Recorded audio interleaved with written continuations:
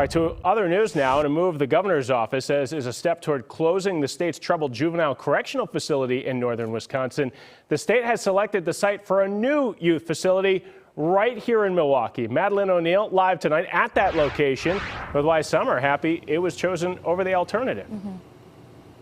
Well, it's been about 4 years now since state lawmakers voted to close Lincoln Hills after allegations of abuse and neglect.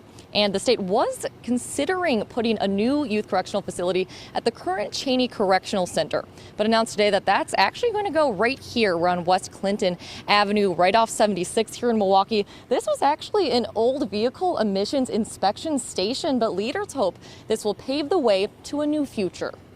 Every Tuesday for the long we out here, you know, because the Cheney Center means a lot to a lot of people in this community. On this Tuesday, Joyous. Sylvester Jackson got the news he's been fighting for. We shouldn't have to choose between the Cheney Center and the youth. An ex-inmate himself, Jackson says the Felmers Cheney Correctional Center helps men build the foundation they need to succeed when they return to society. Come out, find work, find, build relationships. The Felmers Cheney Advocacy Board didn't want the Cheney Center to be lost, making room for the state's new youth correctional facility. It would be hurting Milwaukee County, it would be hurting the men, hurting their families, hurting the community, everybody. Jackson says he and other advocates for the center scouted for other options. One of them just announced by the governor's office as the site of the new juvenile facility. It's a perfect location. It's right off 76th Street on a bus line in a largely industrial area. It's on a dead-end street, so it's, I think, the best site, if I could be honest, of all the sites. State Senator Lena Taylor says it's one more step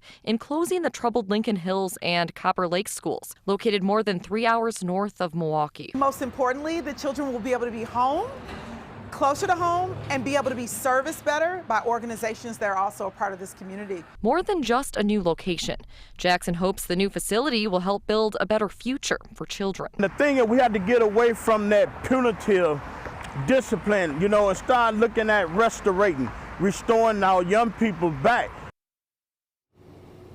Now, this is still a long process. Next comes getting the support of the Milwaukee Common Council, but they have scheduled a special meeting for Friday with the resolution to support the site selection on the agenda.